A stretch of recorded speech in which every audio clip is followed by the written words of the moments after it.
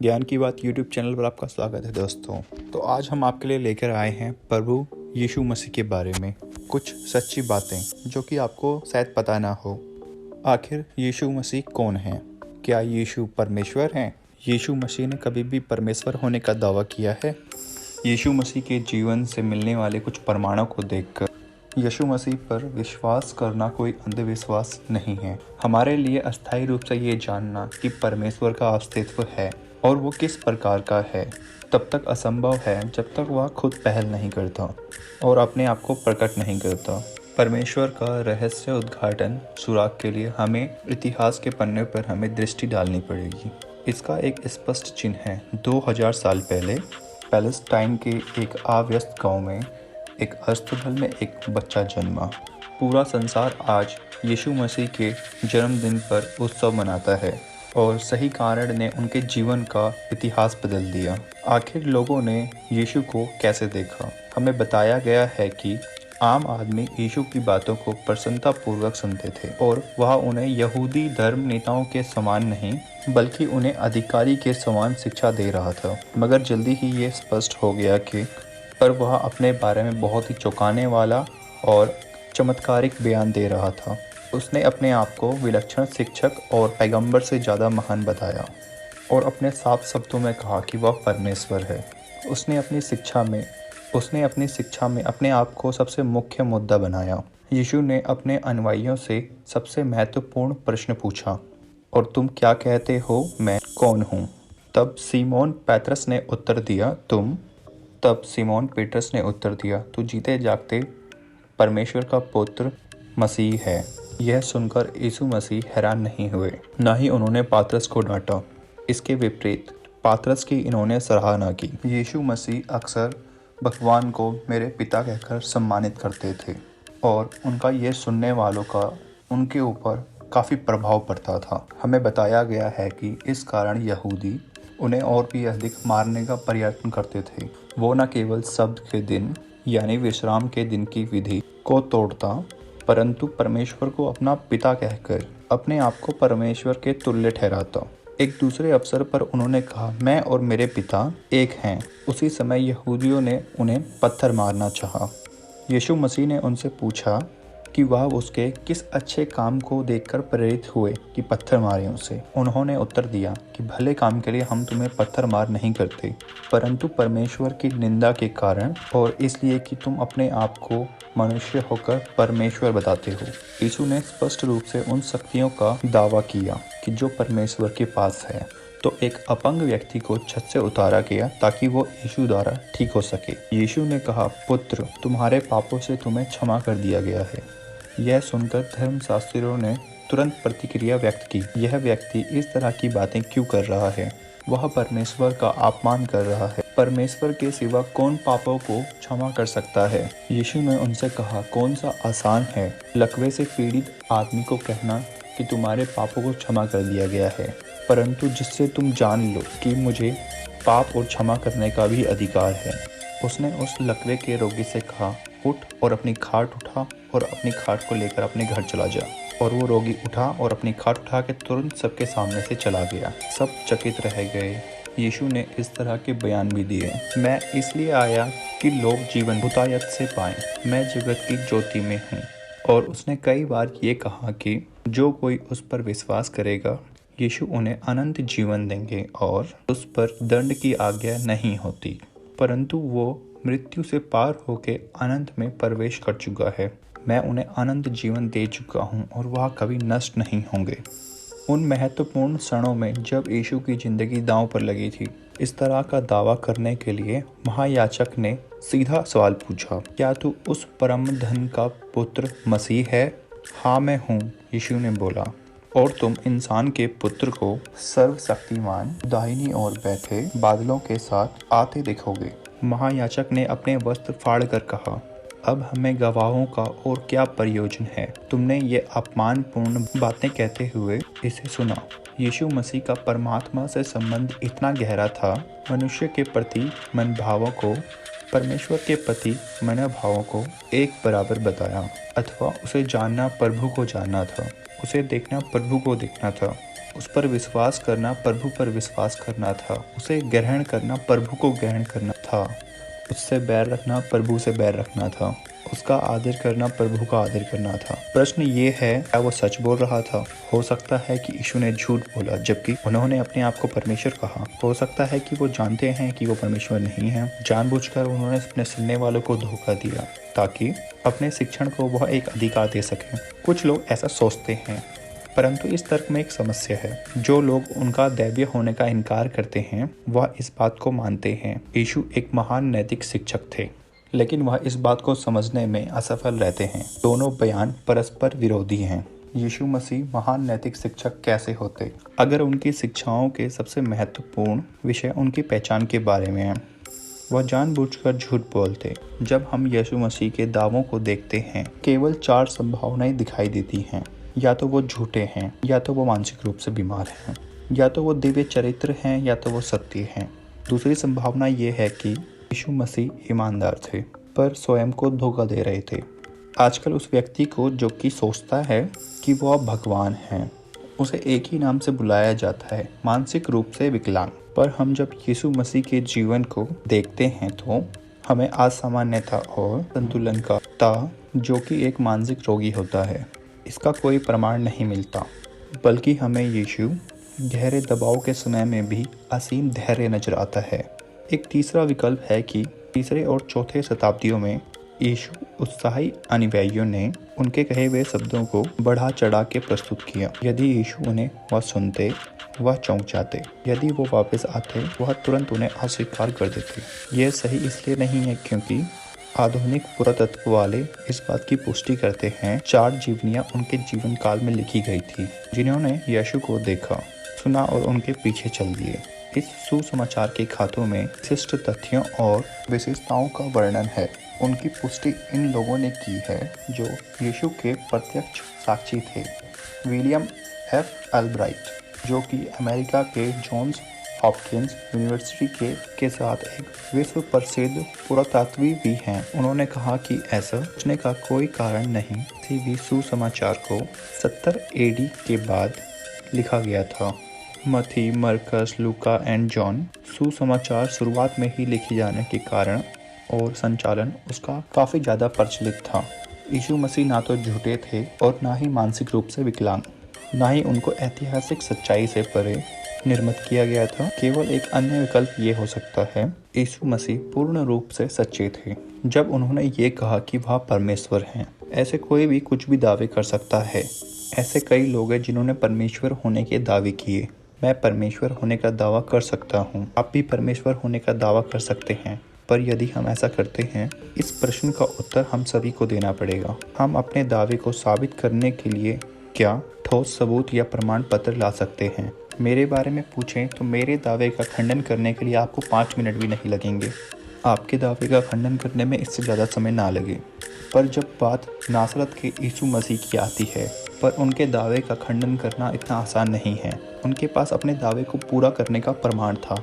उन्होंने कहा, तो चाहे तुम मेरा विश्वास ना भी करो, परंतु उन कामों का तो विश्वास करो ताकि तुम जानो और समझो पिता मुझ में है और मैं पिता में हूँ। यीशु के जीवन की गुणवत्ता, उनका नैतिक चरित्र आइए जानते हैं। उनका नैतिक चरित्र, उनका अद्वितीय उनके दावों से मेल खाता है। उनकी जीवन शैली इस तरह की थी कि वो अपने शत्रुओं को अपने क्वेश्चन द्वारा चुनौती देते थे। तुम में से कौन मुझे पापी ठहरा सकता है? उन्हें चुप्पी मिली जबकि उन्होंने उन्हें संबोधित किया जिन्होंने उनके चरित्र में दोष ढूंढने की चेष्टा की थी। हम पढ़ते हैं कि यीशु मसीह शैतान द्वारा प्रलोभित किया गया, परंतु हमने उनसे कभी भी कोई पाप करने की स्वीकारोक्ति नहीं सुनी। उन्होंने कभी समायाचना नहीं की, जबकि उन्होंने अपने अनुयायियों को ऐसा करने को कहा। यीशु में नैतिक विफलता न होने की वजह से भावना आश्चर्यजनक है, विशेषतः जब हम ये देखते हैं कि वो उन अनुभवों के बिल्कुल विपरीत हैं संतों और मनुष्यों ने पूर्णतः अनुभव किए हैं। नर और नारी जितना परमेश्वर के करीब जाते हैं, उतना ही वह अपनी कमी, भ्रष्टाचार, विफलता से अभिभूत होते हैं। चमकते हुए प्रकाश के निकट कोई जितना जाए, उन्हें उतना ही अपने आप को स्वच्छ करने का अभिभास होता है। साधारण मनुष्य का नैतिक क्षेत्र में यह सत्य है। यह भी उल्लेखनीय है कि जॉन, पॉल एंड पात्रस, इनको बचपन से ही पाप करने का प्रशिक्षण मिला, उन सभी ने यीशु की पाप रहित होने की चर्चा की। ना तो उसने पाप किया, ना उसके मुंह से कभी कोई छल की बात निकली। जिसने यीशु मसीह को मृत्युदंड सुनाया, उसने यह पूछा, इसने ऐसा क्या पाप किया है? पिलातुस ने यह भी पूछा। भीड़ की बात सुनने के बाद पिलातुस ने निष्कर्ष निकाला, मैं इस धर्मी के लहू से निष्कर्ष हूँ, तुम लोग जानो। भीड़ निर्दयता पूर्वक यीशु को क्रूरता पूर्वक क्रूस पे चढ़ाने की मांग करती रही। रोमी सेना नायक, जिसने यीशु को क्रूस पर चढ़ाने में मदद की, उसने कहा, सचमुच यह परमेश्वर का पुत्र था। यीशु मसीह ने बीमारों को ठीक किया। यीशु ने निरंतर अपनी शक्ति और करुणा का प्रदर्शन किया। लूले लंगड़ों को चलाया, गूंगों से बुलवाया और अंधों को दिखाया। अनेक रोगियों को भला किया। उदाहरण के तौर पर एक भिखारी जो जन्म से अंधा था, जिसको सब पहचानते थे, मंदिर के बाहर बैठता था। यीशु मसीह से चंगाई पाने के बाद धार्मिक अधिकारियों ने भिखारी को यीशु मसीह के बारे में पूछताछ की। तब उसने कहा कि एक चीज मैं जान गया हूँ कि मैं पहले अंधा था, लेकिन अब मैं देख सकता हूँ। उसने ऐलान किया। आश्चर्य हो रहा था कि इन धर्म के प्राधिकारियों ने योग्य करने वाले को परमेश्वर के पुत्र के रूप में कैसे नहीं पहचाना। जगत के आरंभ से सुनने में नहीं आया किसी ने जन्म के अंधे की आंखें खोली हो। उसके लिए यह प्रमाण स्पष्ट था।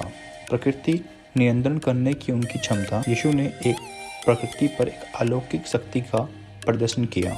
केवल एक शब्द पर उन्होंने गलील के तूफान को शांत कर दिया। जो नावों पर सवार थे वो अचंभव हो गए। ये कौन है? आंधी और पानी भी उसकी आज्ञा मानते हैं। एक पानी को उन्होंने दाखरम में बदल दिया। उन्होंने 5000 लोगों की भीड़ को 5 रोटियों और 2 मछलियों में भर पेट खाना खिलाया। उन्होंने एक वृद्ध महिला के इकलौते बेटे को मृत्यु से जीवित कर दिया। लाजर, यीशु का मित्र, मर गया था। 4 दिनों तक वह कब्र में था। फिर भी यीशु ने उसे पुकारा, हे लाजर, कब्र से बाहर निकल आ, और उसे मृत्यु से वापस जीवित कर दिया। अनेक लोग इसके गवाह थे। सबसे महत्वपूर्ण बात यह है कि शत्रुओं ने चमत्कार से इनकार नहीं किया, बल्कि उन्हें मारने का फैसला किया। यदि हम उसे यूं ही छोड़ दें, तब उस पर विश्वास ले आएंगे। यीशु परमेश्वर है, उन्होंने दावा किया। यीशु मसीह के परमेश्वर होने के सर्वोच्च सबक मृत्यु होने के बाद उनका दोबारा जीवन लेना है। अपने जीवन काल में उन्होंने 5 बार स्पष्ट रूप से भविष्यवाणी की, स्पष्ट तरीके से उन्हें मारा जाएगा, और इस बात की पुष्टि की कि 3 दिन बाद वह मृत शरीर से जिंदा होकर लौट कर आएंगे। निश्चित रूप से ये बहुत बड़ा प्रतिक्षण था। या तो इसे प्रमाणित करना आसान था, या तो बिल्कुल नहीं। या तो ये उनकी बताई गई पहचान को सच साबित कर देता या नष्ट कर देता। महत्वपूर्ण बात है वो ये, यीशु के पूर्ण उद्धान से या तो इन बातों की पुष्टि होती है, ये बयान उपहास बन जाते। मार्ग और सच्चाई और जीत जीवन में ही हूँ। मेरे बिना कोई पिता के पास नहीं पहुँच सकता। जगत की ज्योति मैं हूँ। जो मेरे पीछे हो लेगा अंधकार में ना चलेगा, परंतु उनकी ज्योति पाएगा। जो मुझ पर विश्वास करेगा अनंत जीवन देता हूँ। तो इस प्रकार उन्होंने अपने ही शब्दों में प्रमाण किया, मनुष्य का पुत्र मनुष्य के हाथों से ही पकड़ाया जाएगा, और वह उसे मार डालेंगे, और वह मरने के 3 दिन बाद जी उठेगा। यीशु मसीह कौन है? अगर यीशु मरे हुए में से जीवित हुए, जो उन्होंने कहा वो हमें प्रदान करते हैं, वह उसे पूरा करते हैं। इसका अर्थ यह हुआ कि वह निसंदेह पापों को क्षमा करते हैं, हमें अनंत जीवन दे सकते हैं, और इस जीवन में हमारा मार्गदर्शन कर सकते हैं। वह ईश्वर हैं, तो उन्हें पता है कि ईश्वर कैसे दिखते हैं। हम उसके निमंत्रण को स्वीकार कर सकते हैं, उन्हें व्यक्तिगत रूप से और उनके प्रेम को जानने के लिए। कहना आसान होता है, दावे कोई भी कर सकता है, पर बात जब नासरत के यीशु मसीह की आती है, तो उनके पास अपने दावों को समर्थन करने के पूरे प्रमाण थे। दूसरी ओर अगर यीशु मरे हुए में से नहीं जीवित उठे, तो मसीही धर्म की कोई भी वैदिकता और वास्तविकता नहीं है। इसका मतलब ये कि ये सब झूठ है। यीशु केवल एक आम आदमी थे जो कि मर चुका है, और वे लोग जो मसीही धर्म के लिए शहीद हुए और समकालीन धर्म प्रचारक। क्या यीशु ने सिद्ध किया कि वो परमेश्वर हैं? यीशु के पूर्ण उद्धानों के प्रमाणों पर आइए बात करते हैं। यीशु ने जितने भी चमत्कारों का प्रदर्शन किया, उन्हें देखकर ये कहा जा सकता है कि वह आसानी से अपने आप को क्रूस से बचा सकते थे, पर उन्होंने ऐसा करना नहीं चुना। बंदी बनने से पहले यीशु ने कहा, कोई मुझसे मेरा प्राण नहीं छीन सकता, मैं स्वयं उसे अर्पित करता हूँ। मुझे अपना प्राण त्यागने का और खुद उसे प्राप्त करने का अधिकार है। उन्हें बंदी बनाते टाइम यीशु के मित्र पात्रस ने उनको बचाने की चेष्टा की, लेकिन यीशु ने फिर पात्रस से कहा, अपनी तलवार म्यान में रख ले। क्या तू नहीं जानता कि मैं अपने पिता से विनती कर सकता हूँ और वह स्वर्गदूतों से 12 पलटन अभी मेरे पास उपस्थित कर देंगे। स्वर्ग और पृथ्वी में दोनों इस प्रकार की उनके पास शक्ति थी। यीशु मसीह ने अपनी इच्छा से अपनी मृत्यु को स्वीकार किया। यीशु की मृत्यु उनके सबके सामने क्रूस पर चढ़ाकर उनको दी गई। यह कई शताब्दियों से चला आ रहा रूस का एक कानून था जिसमें यातना देकर मृत्यु दंड दिया जाता था। यीशु ने कहा कि यह हमारे पाप का भुगतान करने के लिए था। यीशु पर आरोप प्रभु की निंदा का था। यीशु को अनेक रस्सियों से बने घोड़े से मारा गया जिस पर धातु और खंडित हड्डियों के टुकड़े जड़े थे। उनका ठट्ठा उड़ाने के लिए लंबे कांटों से बनाया गया मुकुट जो कि उनके सर पर रखा गया। उन्होंने यीशु मसीह को यरूशलेम के बाहर प्राण दंड के पहाड़ पर पैदल लेके जाया गया, जहां ले जाकर उन्हें एक लकड़ी के क्रूस पर लटकाया गया। उनके पैरों और हाथों को क्रूस पर कीलों से ठोक दिया गया तक वह मरे नहीं, उस क्रूस पर लटके रहे। यह जानने के लिए कि वो मरे हैं या नहीं, यह जानने के लिए उनके पंजर को भाले से घोंपा गया। जब स्पष्ट हो गया कि वो मर गए हैं तब उनके शव को क्रूस से उतारा गया और सुगंधित कपड़े में लपेट दिया गया। उनके शव को एक कब्र में जो चट्टान में खोदी गई थी रख दिया गया और प्रवेश द्वार पर एक बड़ा सा पत्थर लुढ़का दिया गया ताकि द्वार सुरक्षित रहे। सब जानते थे कि यीशु ने कहा था कि वह 3 दिन बाद मृत शरीर से जीवित हो उठेंगे। तो उनकी कब्र के बाहर रोमन सैनिक के सेनादारों को खड़ा कर दिया गया। कब्र के बाहर पत्थर पर एक रोमन सरकारी मोहर लगा दी गई ताकि यह घोषित हो सके कि यह सरकारी संपत्ति है। इस सब के बावजूद 3 दिन बाद वह पत्थर जो कब्र को सील बंद कर रहा था, कब्र से कुछ दूर एक ढलान पर पाया गया। यीशु का शरीर भी वहाँ नहीं था, कब्र पर केवल चादर पड़ी थी, ना सब थे। इस बात पर ध्यान देना आवश्यक है कि यीशु के आलोचक और अनुयायी दोनों मानते हैं कि कब्र खाली है और उनका शरीर वहाँ से गायब है।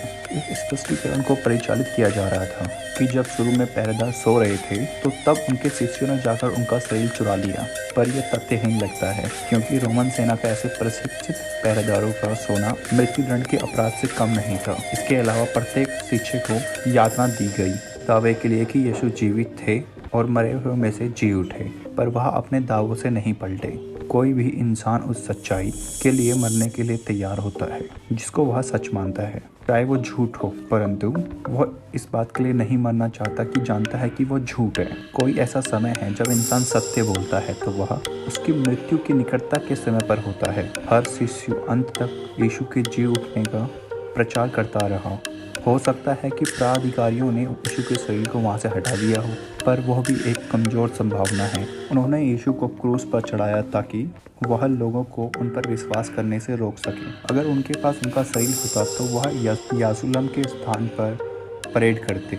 एक ही बार में वो मसीही धर्म को दबाने में कामयाब हो जाते, परंतु उन्होंने ऐसा कुछ नहीं किया। यह इस बात की महान गवाही देता है कि उनके पास यीशु का मृत शरीर नहीं था। एक दूसरा मत है कि महिलाएं व्याकुल और दुख से अभिभूत होकर सुबह के धुंधलेपन में अपना रास्ता भूलकर गलत कब्र में चली गई हों। अपनी पीड़ा में उन्होंने कल्पना कर ली कि यीशु पुनः जीवित हो गए हैं क्योंकि उनकी कब्र खाली थी। पर इस बात में भी संदेह है क्योंकि अगर औरतें गलत कब्र में गई तो महायाजकों और धर्म के दूसरे गुरुओं ने सही कब्र में क्यों नहीं और यीशु का शरीर क्यों नहीं दिखाया। एक अन्य संभावना कहती है कि बेहोशी का सिद्धांत हो सकता है। इस सिद्धांत के अनुसार यीशु वास्तव में मरे ही नहीं, उन्हें भूल से मृत माना गया था और वास्तव में थकान, दर्द और खून की कमी के कारण वह बेहोश हो गए थे। कब्र में ठंडक होने की वजह से उनकी चेतना लौट आई। इस हिसाब से आपको उनके इस तथ्य को अनदेखा करना होगा। उनके पंजर को भाले से घोंपा गया था ताकि यह सिद्ध किया जा सके कि वो मृत हैं। कोई भी इंसान उस सच्चाई के लिए मरने के लिए तैयार होता है जिसको वह सच मानता है। लेकिन आइए हम एक क्षण के लिए मान लें यीशु को जिंदा गाड़ा गया और वह बेहोश थे, तो क्या ये विश्वास करना संभव है किसी भी प्रकार के भोजन, पानी या हवा के वो नम कब्र में जीवित रहे होंगे? उनमें इतनी ताकत थी कि वह अपने आप को कब्र के कपड़े से बाहर निकालें और उस पत्थर को वहां से कुछ दूर फेंक दें या हिला दें, रोमन पहरेदारों पर विजय पाएं और मीलों दूर जा सकें जिन पैरों को कीलों से भेदा गया था। इन बातों का कोई तुक नहीं बनता। तो भी केवल खाली कब्र को अनुयायियों ने यह विश्वास नहीं दिलाया कि वाकई में यीशु परमेश्वर थे। केवल खाली कब्र ही नहीं, उन्हें विश्वास ही नहीं हुआ कि यीशु मृत शरीर से दोबारा 3 दिन बाद जीवित हुए। वह जीवित थे और वह परमेश्वर थे। यीशु कई बार दिखाई दिए एक हार्ड मास व्यक्ति के रूप में। उन्होंने लोगों के साथ खाना खाया, बातें की, विभिन्न स्थानों, विभिन्न समय और विभिन्न प्रकारों के लोगों के साथ बात की। यीशु ने कहा, जीवन की रोटी मैं हूँ। जो मेरे पास आ जाता है वो कभी भूखा ना होगा, और जो मुझ पर विश्वास करता है और वह कभी प्यासा ना होगा। तो दोस्तों, आज की वीडियो में बस इतना ही था। अगर आपको बाकी कुछ जानना चाहते हैं तो आप कमेंट में ज़रूर बताएं। अगर आपको वीडियो पसंद आया तो प्लीज़ लाइक करें एंड कमेंट करके ज़रूर बताएं।